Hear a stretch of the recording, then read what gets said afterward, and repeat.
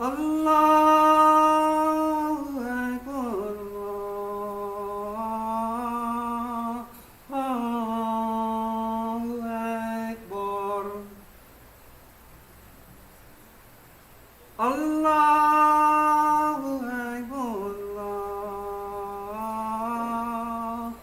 Allahu Akbar. Ashhadu an la ilaha illallah. Ashhadu an la ilaha illallah. Ashhadu anna Muhammadan Rasulullah. Ashhadu anna Muhammadan Rasulullah. Hayya ala salat.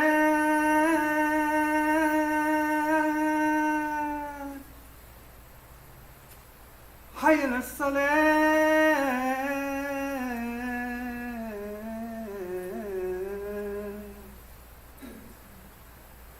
Hayya ala falah.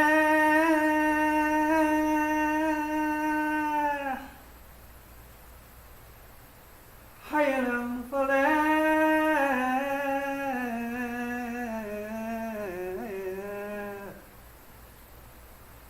Allahu Akbar, Allahu Akbar. La ilaha illallah.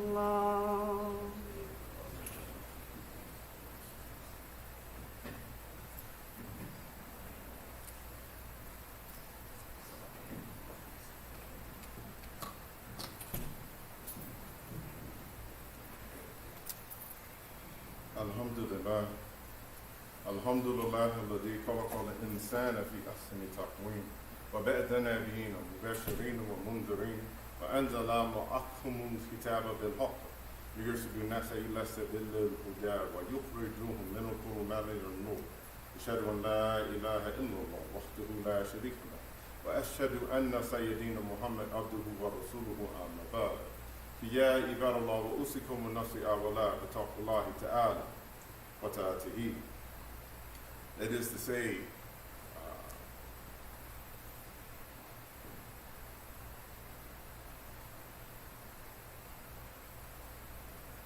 that there is nothing worthy of worship except Allah subhanahu wa ta'ala, Allah alone. He has no partners or associates. And He created us be asni taqweem in the best mode and structure. And then, in His infinite mercy, He sent to us prophets as bringers of good news of warning. Good news of the Jannah for those who believe and do righteous deeds, and the warning of the Jahannam, the fire whose fuel is men and souls, for those who disbelieve and act haughty and arrogant in the land. Openly bear witness and testify that there is nothing or no one worthy of worship except Allah subhanahu wa ta'ala, Allah alone. He has no partners and no associates. Also bear witness to Prophet Muhammad sallallahu alayhi wa sallam is the slave servant messenger. And what follows thereafter that excellent salutation, I advise you, as well as I advise myself, to have the proper taqwa, the proper regard, the proper respect for our guardian, creator, revolver, who created everything we need to live, everything we need to thrive, who created the environment, all for the purpose of us living and dying and worshiping Allah subhanahu wa ta'ala. So, to have that proper regard and forever to obey Allah subhanahu wa ta'ala. And today's Jummah Khutbah came from my children. So I asked my children what should be my Jummah topic, and it was really, really surprising to me because my youngest said it should be about patience. So my youngest is the one child in the house that has no patience whatsoever. It's now, me. I can't watch TV now. What? I gotta wait? He has no patience whatever. But something he heard, something at home or at school, put his mind that patience is a beautiful part of this religion and that people should be reminded about it. So today's reminder about patience is going to come in three parts. The importance of patience, the difficulties with patience, and the rewards for patience. Now, patience is one of the central tenets of our faith. If you've ever been on Hajj, one of the words you will hear, if you know no other Arabic word other than Assalamu alaikum, you will hear sabr. Sabr, sabr, sabr, sabr. Every time you're getting in a line, every time you're trying to move, sabr, sabr, sabr, sabr, sabr. The people with their, the Saudi police and the officers are constantly encouraging the multitudes of people there to have sabr. And sabr is a English translation. Rough English translation is patience, but it's more like a patience and constancy. It's more like not just being, it's not just waiting patiently, but it's doing the work that you need to be doing and being patient and not getting frustrated with it, but still working. It's not about it's not an idle thing. It's not it's an action. This patience is an action. It's not a description, or it's an action verb. And so we see it in so many surahs, but specifically, I'm going to reference Surah Asr. والعصر إن الإنسان لفي خسر إلا الذين آمنوا وعملوا الصالحات وتواصوا بالحق وتواصوا بالصبر. There it is, sabr. It's the last word in that beautiful ayah that was so important to the companions that they wouldn't leave some companions wouldn't leave each other's company without saying this particular surah. Sometimes if you go in certain communities, their dua is Surah Asr. When they're leaving a function or a meeting or they're ending salat. The Surah also has that point, that kind of impact. And in very simple few phrases, it gives us this beautiful equation for success. And I'll go ahead and translate it. That Allah subhanahu wa ta'ala says to us through hard times and the ease of times. It's like by the token of time through the ages. That's the Yusuf Ali translation. That mankind is in loss, except for those who believe and work righteous deeds, and join together in a mutual teaching of truth, and join together in a mutual teaching of patience and constancy. And that's that something. That's that word there. And this mathematical equation that we are given by Allah subhanahu wa ta'ala to make us whole is special. Because it addresses the aspects, every aspect of a human being. The human being can be broken up into 4 aspects. The spiritual aspect, the physical aspect, the mental aspect, and the emotional aspect. Without these 4 things, you wouldn't be here. You'd be a robot, you'd be AI or something else. But those 4 things allow us to be truly human. And so the first is, إِلَّا الَّذِينَ آمَنُوا, to have that faith. That's the spiritual aspect. And then let that faith, let that faith move you into righteous deeds and righteous actions. That's that physical, making you move. And then the mental, come together in the education of others, in the teaching of truth and patience, truth and reality.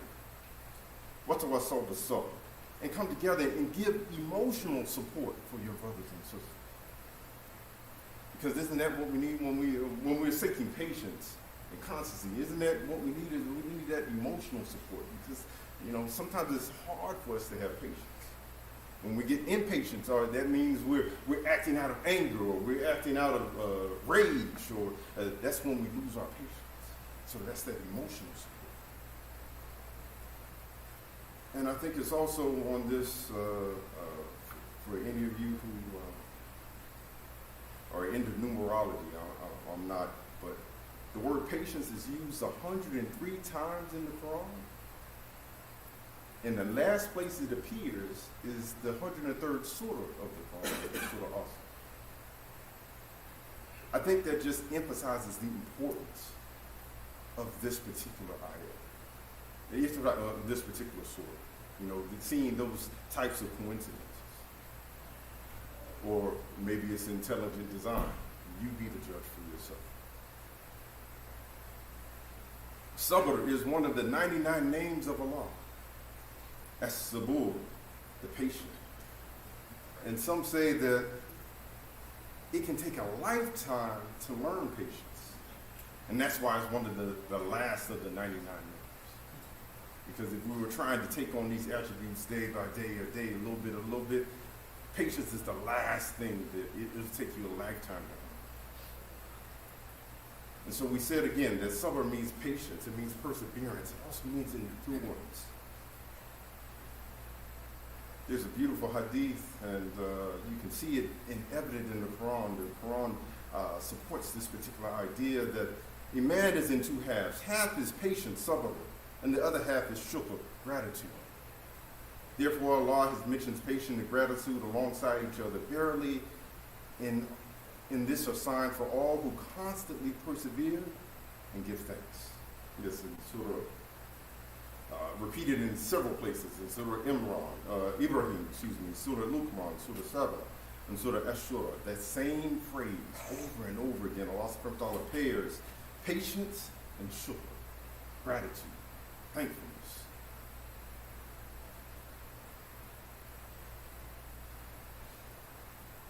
Sabr teaches people to keep doing good deeds and to remain spiritually steadfast, especially when facing problems or opposition. It's about having patience when dealing with the unexpected and unwanted outcomes.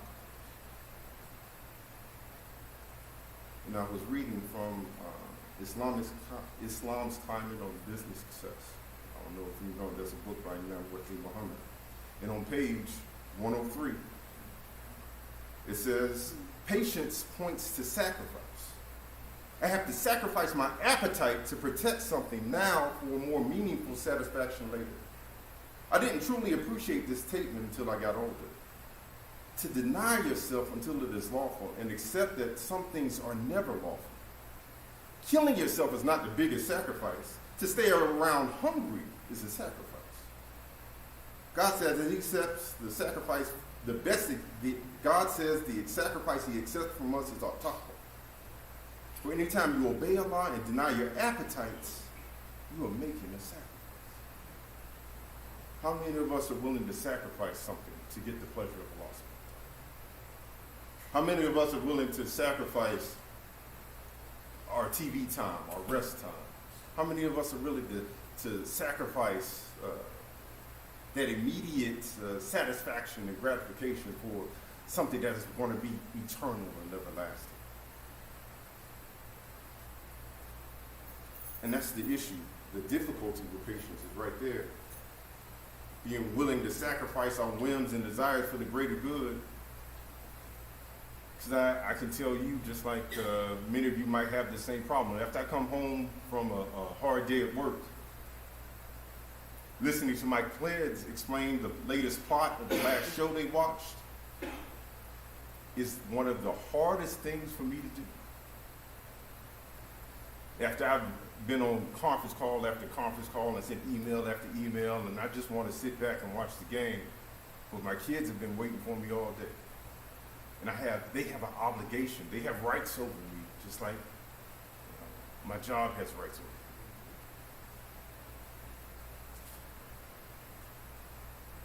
For my single folk out there, how hard is it for you to make for Mr. Right or Mr. Wrong instead of settling for Mr. Right or Miss Wrong, Miss Right Now? How hard is that? Thankfully, I don't have that particular challenge, and I encourage as many people as can, if they are able to marry, to get married so you don't have to be in that struggle. But I think Allah subhanahu wa ta'ala created us into this laqad khalaqna al-insana fi kabad. He created us into toil and struggle. He created us into this environment where our whole bodies only get stronger after working with something, after struggling with something. That we have to struggle with something. That the whole process of that struggle is because we don't value something we don't work.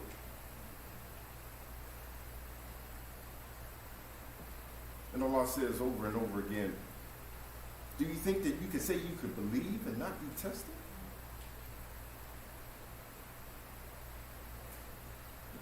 So as we conclude this first half of the Khutbah on patience, I advise you, as Prophet Muhammad, peace and blessings be upon him, advise his companions to not pay for patience, but to pray for afiyah, to pray to be spared, pray for relief. Beautiful example of this is in popular culture. I saw this movie where Morgan Freeman is talking, and he says, let me ask you something. If someone prays for patience, do you think God gives them patience? Or does he give them the opportunity to be patient? If he prayed for courage, does God give him courage? Or does he give him the opportunity to be courageous? If someone prayed for their family to be closer, do you think God zaps them with warm and fuzzy feelings? Or does he give them opportunities to have to struggle to love each other? So again, the prophet, peace and blessings be upon him, said, if we were to pray for patience, he said, you have asked for hardship. So, ask for affluence, he said. Ask for him for ease. So may Allah give us ease in our difficulties and spare us from the trials and tribulations greater than we can bear. رَبَّنَا آتِنَا فِي الدُّنْيَا حَسَنَةً وَفِي الْآخِرَةِ حَسَنَةً وَقِنَا عَذَابَ النَّارِ.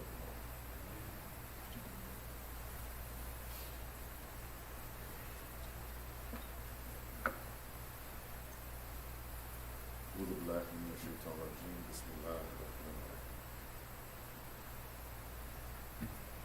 In another beautiful place in the Quran, Allah subhanahu wa ta'ala says to us, Ya ayyuhalladhina amanu isbiru wa sabiru wa rabitu wa taqullaha la'allakum tuflihun. Translated, O you who believe, persevere in patience and constancy. Persevere in patience and constancy. Persevere. Sabr, have that sabr. And then it goes further to say, and abide in such perseverance. You know, compete against each other in who can have the most patience. Help each other with your patience. Don't let it just be you got all the patience in the world and you keep it to yourself. Teach other people how to have that kind of patience. And strengthen each other that you may prosper.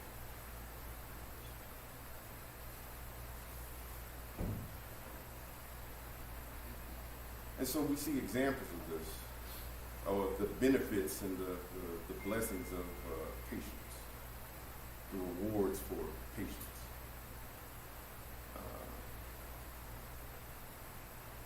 Prophet Muhammad, peace and blessings be upon him, was a general who was a master strategist. God created him and then gave him a mission. But the prophet was very tolerant, very patient. No matter how few we are, we have the. He was very patient. So thinking about how long he went through in his mission, and when the believers got strong in Medina, he didn't just immediately run into Mecca and take it over. He didn't just immediately try to fight and say, we got to take the Kaaba from the idol worshippers when he was in Mecca. He was very patient. He knew they had to go, but he was very patient to wait until the proper time when Allah subhanahu wa ta'ala was going to make it the right circumstances, the right situation. He didn't just declare war and call them all heathens. He took his time and was wise in the way that he was making decisions. And his patience was rewarded. He took over Mecca with no bloodshed whatsoever. We look at Prophet Ibrahim alayhi salam, who prayed for years and years and years for children. And then he was finally rewarded not one but 2 children. And became the father of the Abrahamic faith and father of all the other religions. All of us point ourselves back, our father Ibrahim alayhi salam, our father Abraham. We look at the other prophets in the Quran too. Look at the story of Job and the struggles and trials that he went through. But he maintained his faith. He was patient and constant. And that's the thing, my dear brothers and sisters. When we're going through hard times, when we're going through easy times, we still have to remember and think and concentrate and focus on Allah subhanahu wa ta'ala and not lose faith. Because فَإِنَّمَا أُسْرَ يُسْرًا إِنَّمَا أُسْرَ يُسْرًا. With every difficulty comes ease. Certainly with every difficulty comes ease. If we just make it through these hard times, the ease is promised.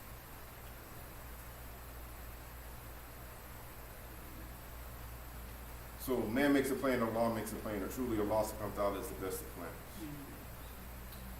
So how can we practice and encourage each other in patience?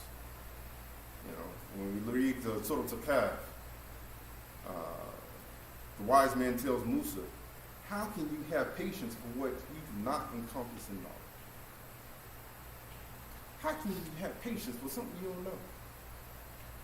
So the first thing to having patience is to to get some knowledge, to learn this Quran, to pick up this book, and don't let it collect dust on the shelf, but to study it as a guide for our daily lives. Every page has some inspiration, some wisdom, some guidance for you. You just got to pick it up. You just got to make sure you study it. And not only this guidance, but Allah subhanahu wa ta'ala has revealed guidance throughout the world. He created this world to inform us, to point us back to Tawheed. So it is absolutely acceptable for you to learn something of the scholarship of the rest of the world, but just make sure you filter it through the lens of the Quran.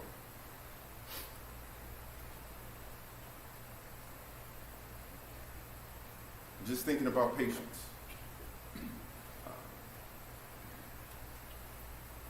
How patient were our ancestors, especially because it's election time, my dear brothers and sisters. How patient were our ancestors waiting for the right to vote?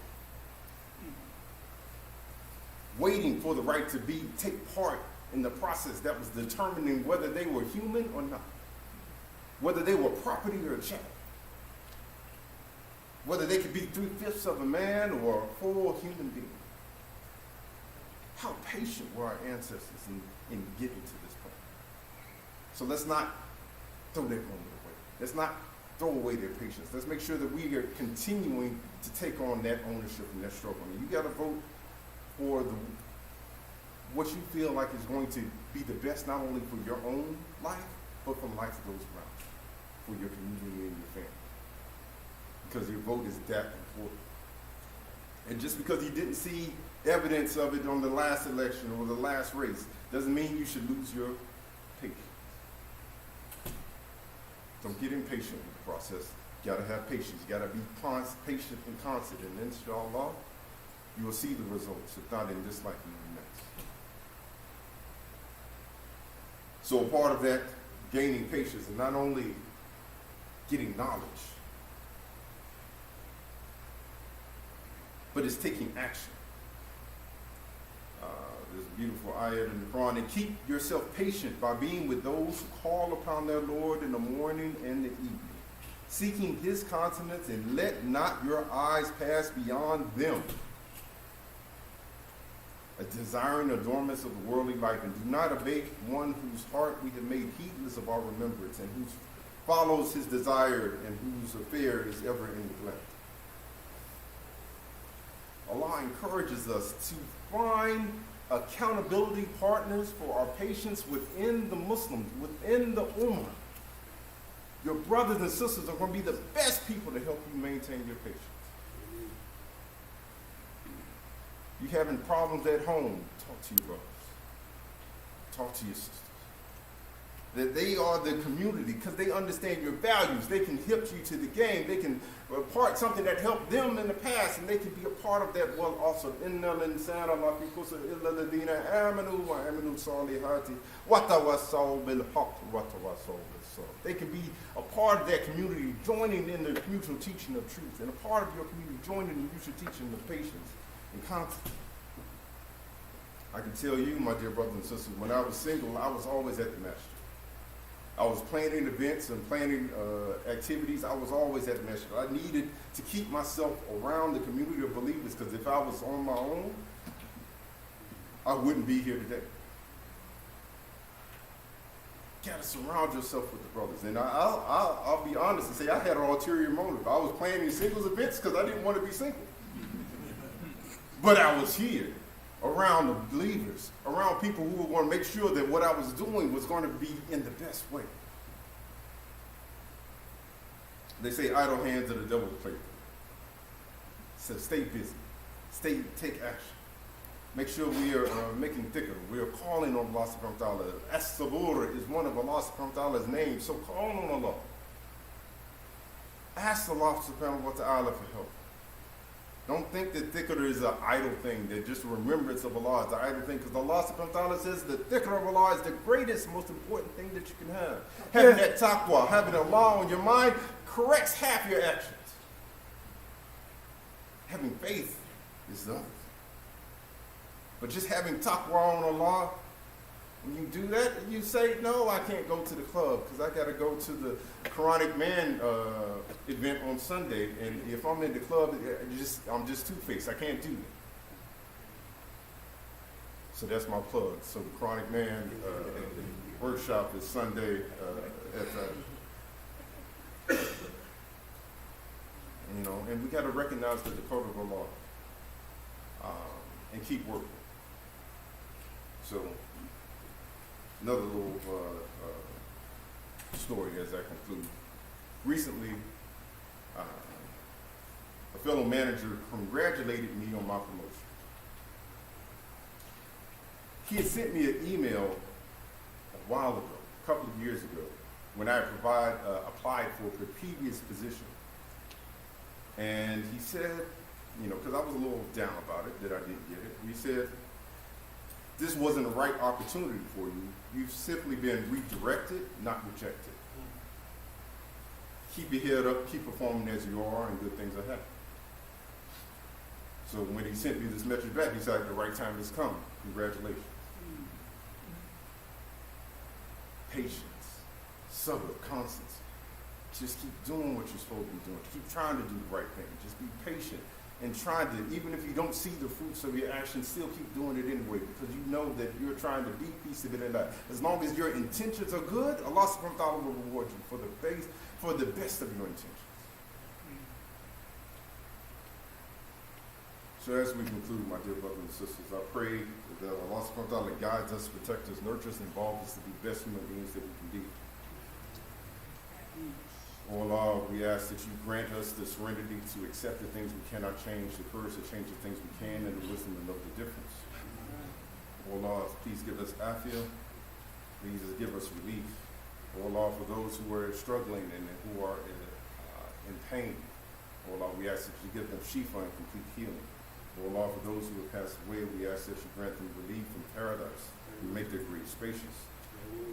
ربنا آتنا في الدنيا حسنة وفي الآخرة حسنة وقنا عذاب النار. Oh Lord, give us the good in this life and the good in the next life, and save us from the torment of the hellfire. ربنا لا تزغ قلوبنا بعد إذ هديتنا وهب لنا من لدنك رحمة إنك أنت الوهاب. وأقم الصلاة. الله أكبر الله أكبر. أشهد أن لا إله إلا الله وأشهد أن محمد رسول الله. حي على الصلاة حي على الفلاح قامت الصلاة قامت الصلاة. الله أكبر الله أكبر. لا إله إلا الله.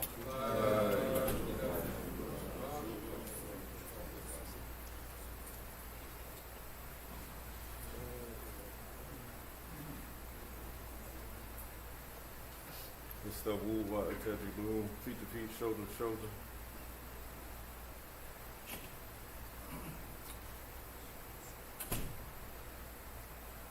الله أكبر.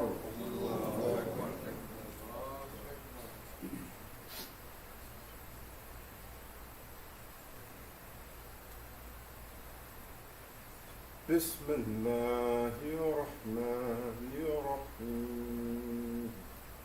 الحمد لله رب العالمين الرحمن الرحيم مالك يوم الدين إياك نعبد وإياك نستعين اهدنا الصراط المستقيم صراط الذين أنعمت عليهم غير المغضوب عليهم ولا الضالين.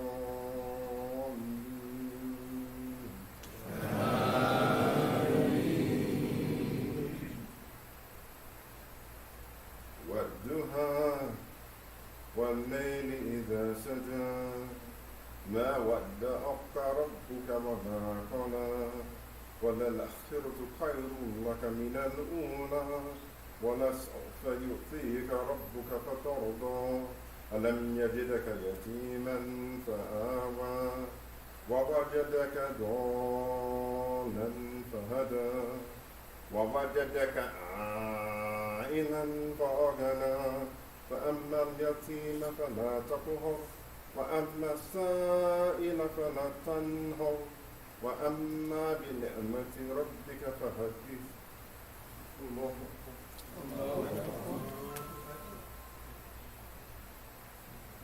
سمع الله لمن حمده.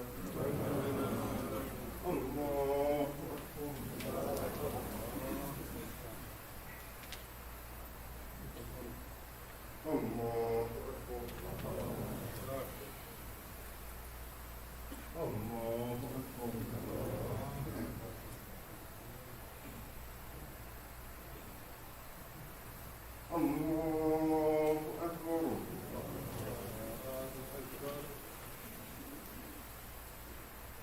بسم الله الرحمن الرحيم الحمد لله رب العالمين الرحمن الرحيم مالك يوم الدين إياك نعبد وإياك نستعين اهدنا الصراط المستقيم صراط الذين أنعمت عليهم غير المغضوب عليهم ولا الضالين.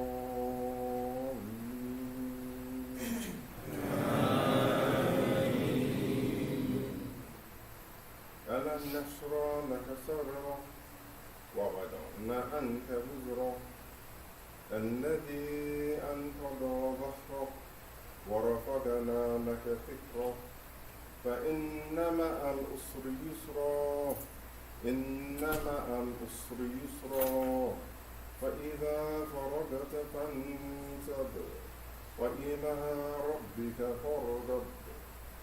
الله أكبر.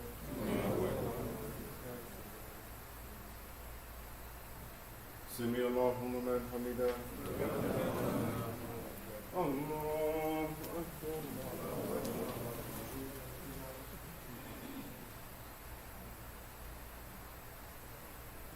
الله أكبر.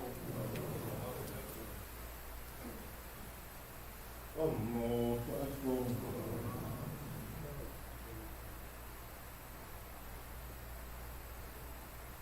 الله أكبر.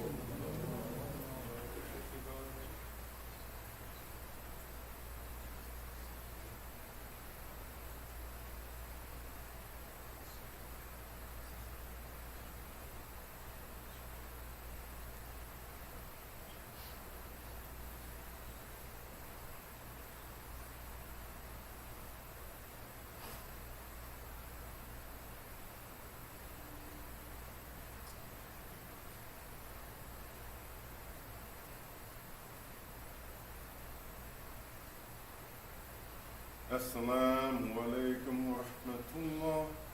السلام عليكم ورحمة الله. السلام عليكم ورحمة الله. All right, just have a few brief announcements, so please bear with us. First and foremost, please give generously in Zakat.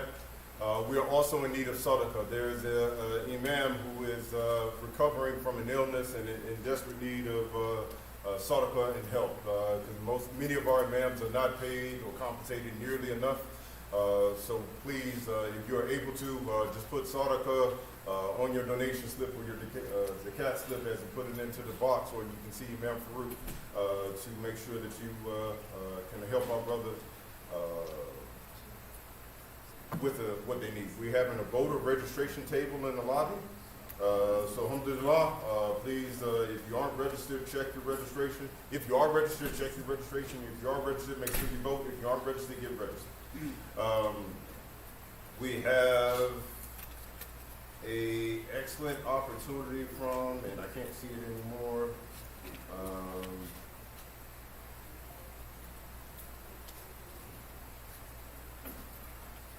Quranic, open mic Quran recite family night. There we go. Open mic Quran recite family night. That'll be Saturday, September 21st, right here at the masjid at 7:30. It's an open mic Quran recitation family night. So there'll be dinner. Bring your family, bring your kids. They can recite, you can recite. It's a chance for us to have a more It's a chance for us to have a more deeper interaction with the Quran in a helpful social setting. So please come out for that, and if you would like to sign up or recite, there's a form, there's a QR code on a flyer somewhere around the masjid, so you can do that, or you can see me later, and we'll try to provide it to you. We also continue to have Muslim Culture Con is coming up, so please register for that if you, as a young adult, and if you are not a young adult from 18 to 35, but you want to make sure that other Muslim children and other Muslim young adults have the opportunity to be around each other and continue to promote and live this beautiful deen of Al-Islam for themselves, then you can make a donation to Multicultural at multiculturalcon.org. The retreat itself is October 25th through the 27th in Dallas, Texas. Camp Khalil is still raising funds for our Muslim youth, those 12 to 17, excuse me. That'll be April 17th to 20th, also in Dallas, Texas. If you're able to help offset the costs, and they're looking for, they're looking for 100 believers to give, $100 believers to give $100. 100 believers give $100, they'll hit their $10,000 campaign and be able to lower the cost for participation to be under $300. So if you can, go to campkhalil.org today to sponsor that. Here at the Masjid again, the Sisters Hanukkah program is every second and fourth Saturday of the month. The Brothers Quranic Man program will be this Sunday at Fajr.